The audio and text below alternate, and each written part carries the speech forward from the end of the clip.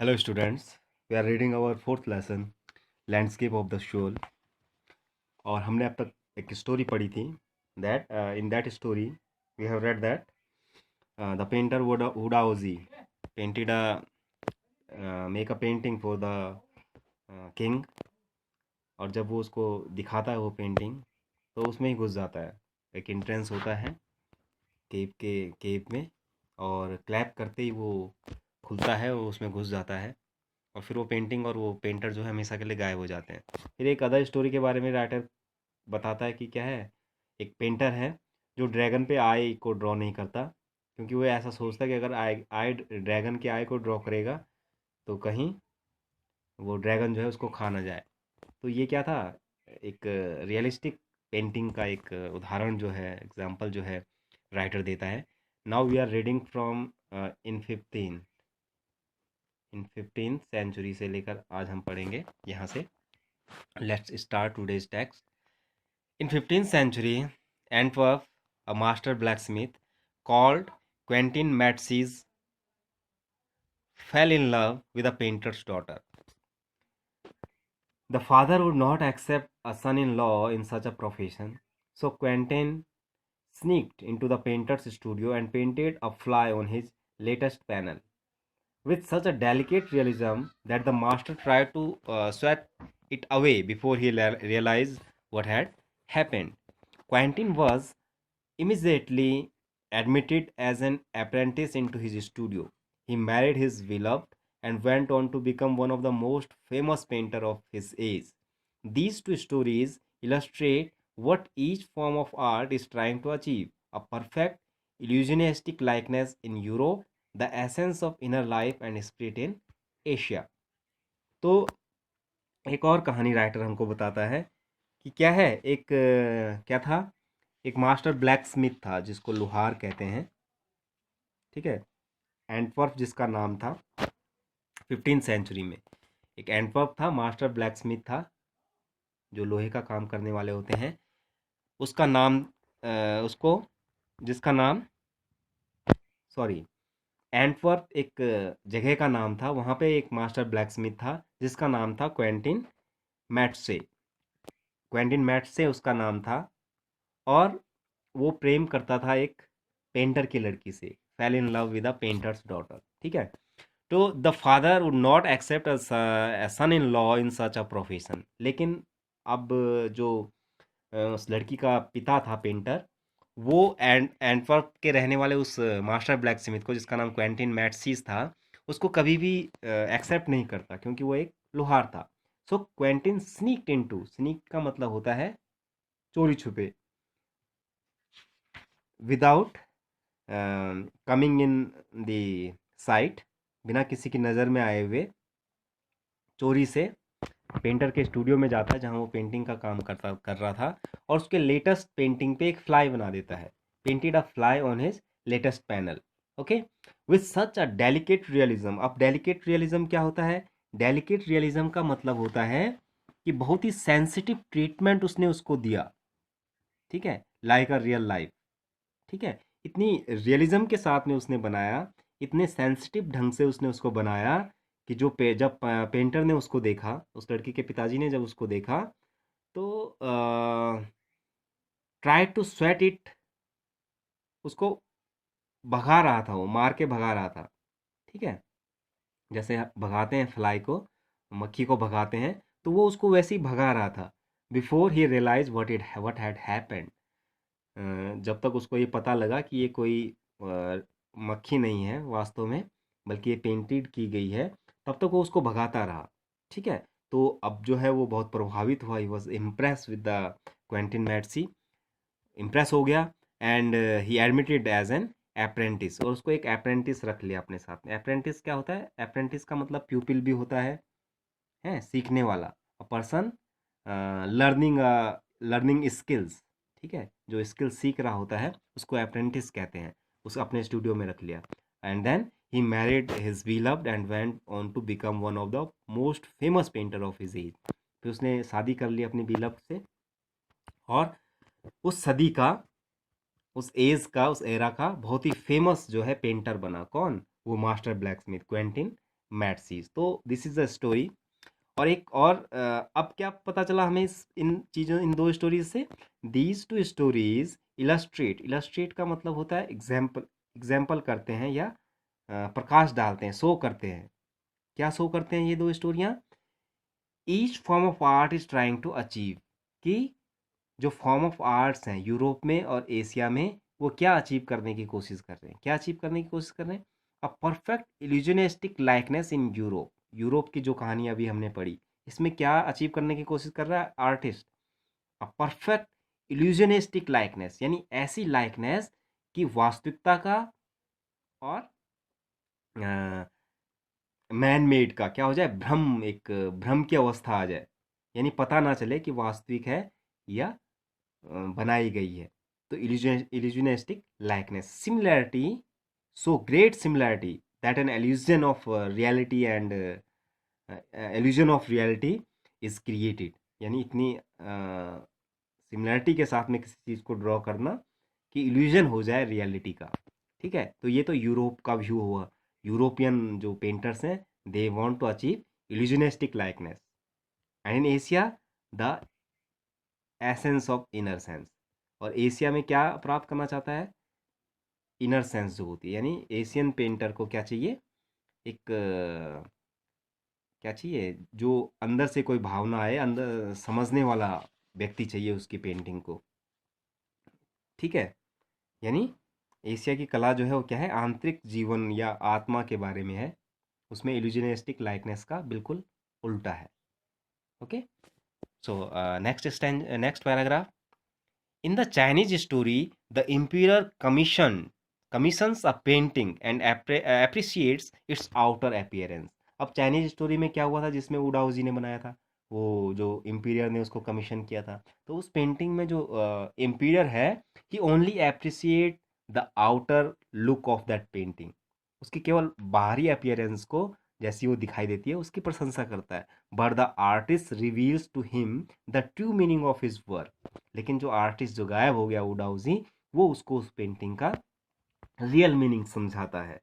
The ampere may rule over the territory he has conquered, but only the artist knows the way within. Let me show the way, the Tao, a world that means both the path or the method and the mysterious works of the universe.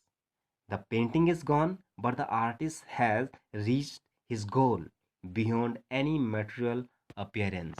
अब क्या था Chinese story में कि उसने केवल बाहरी look का जो है एप्रिसिएट किया, लेकिन आर्टिस्ट रिवील्स मीन्स होता है शो करना, क्या डिस्क्राइब करना, the true meaning of his work, अपना जो वर्क था उसका रियल मीनिंग केवल आर्टिस्ट ही जानता था। ठीक है, द इम्पीरियर में रूल ओवर द टेरिटोरी, जो इम्पीरियर है वो रूल कर सकता है अपनी टेरिटरी के ऊपर जो उसने कंक्वेयर किए हैं, जो उसने जीती हैं। ठीक है, but only the artist knows the way within, लेकिन केवल आर्टिस्ट जानता है अपने अंदर झांकने की कला को, अपने अंदर देखने की कला को।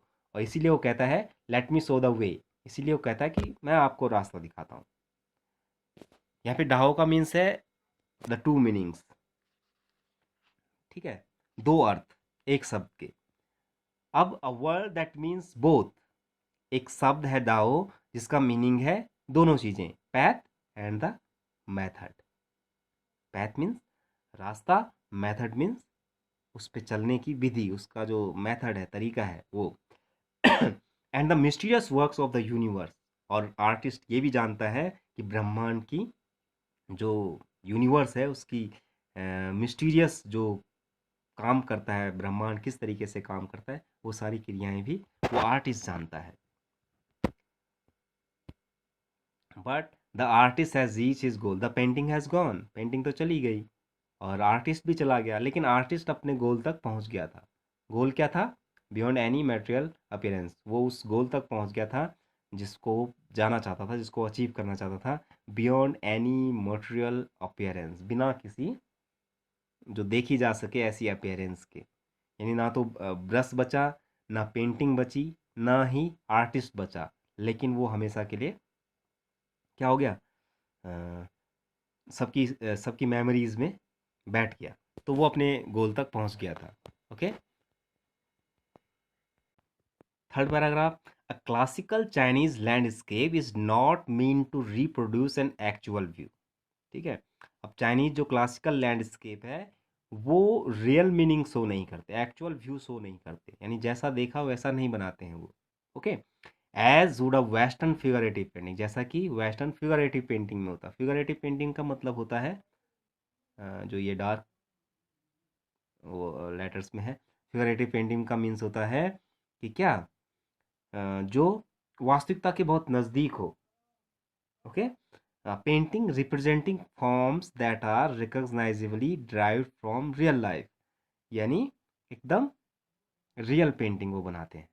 whereas the European painter wants you to borrow his eyes and look at the particular landscape exactly as he saw it, यानी यूरोपियन पेंटर जो लैंडस्केप बनाते हैं तो वो जिन आंखों से उन्होंने देखा है सेम टू सेम व्यू आपको प्रस्तुत करते हैं, यानी उन्हीं की आंखों से आप उस व्यू को देखते हैं, जैसा उन्होंने देखा वैसा बनाएंगे, तो उन्होंने जो देखा वही आपको वो दिखाएंगे, वो उनका क्या है, वही वो अचीव करना चाहते हैं।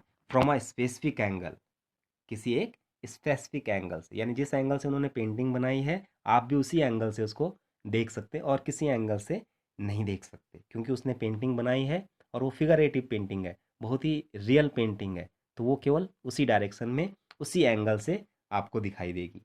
ओके, लेकिन क्या है, the Chinese painter does not choose a single view point, लेकिन चाइनीज पेंटर जो है वो पर्टिकुलर एक सिंगल व्यू पॉइंट से लैंडस्केप नहीं बनाएंगे।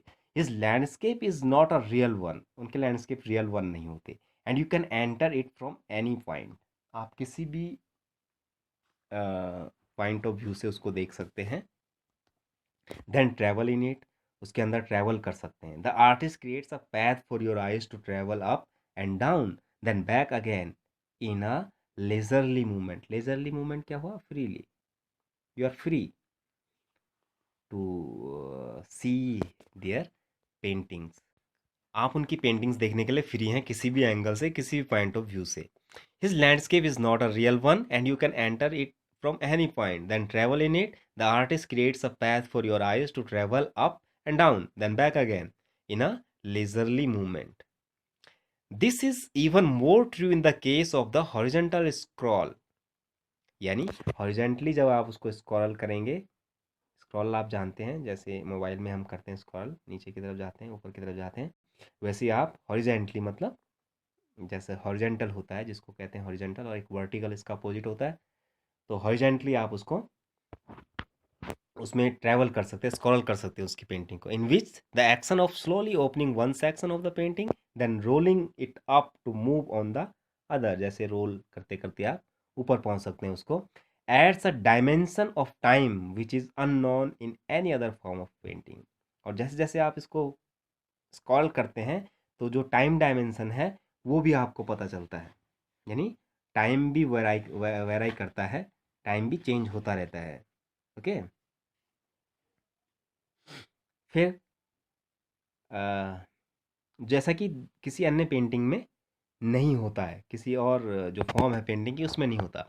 It also requires the active participations of the viewer, और जो जो पेंटिंग है चाइनीज़ पेंटर्स बनाते हैं उनमें पर्टिकुलर जो पार्टिसिपेंट्स है, जो देखने वाला है, उसकी भी भागीदारी होनी चाहिए, उसका भी पार्टिसिपेशन होना चाहिए।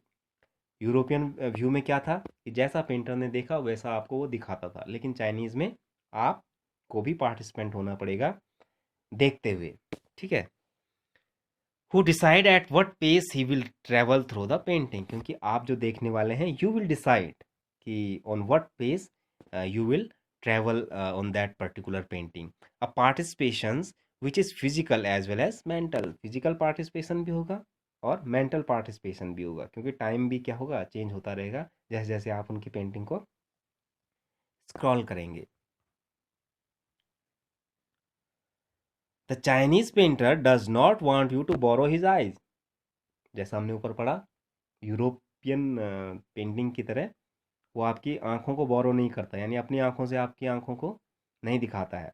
ही wants you to enter his mind, ठीक है, he want you to enter his mind. The landscape is an inner one, a spiritual and conceptual space. और वो क्या मानता है, conceptual space का मतलब होता है fanciful space. conceptual space मतलब fanciful, मतलब आप एक फैसिनेशन के साथ एक फैंसीफुल स्पेस में, वैचारिक जो आपके विचार हैं उनके लिए भी उसमें स्पेस होता है, यानी आप अपने विचारों से भी उस पेंटिंग को देख सकते हैं। और इसका एक इनर सेंस भी होता है। स्पिरिचुअल, स्पिरिचुअल मीन्स क्या होता है, स्पिरिट से जुड़ा हुआ, आध्यात्मिक जिसको कहते हैं। ठीक है, तो चाइनीज़ जो है वो आध्यात्मिक पेंटिंग होती है वो, और आपके विचारों के लिए भी स्थान होता है।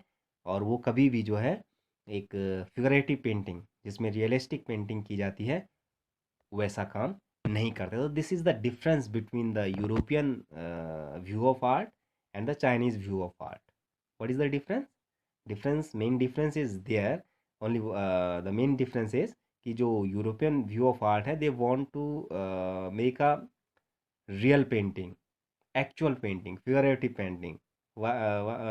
And the Chinese view of art is different from that point of view, because they want you to involve your mind and your concept. You have a conceptual space when you see or scroll their paintings in uh, Chinese art. So this is today's text, students. I'm sending you some word meanings and question answer. That's all for today. Thank you.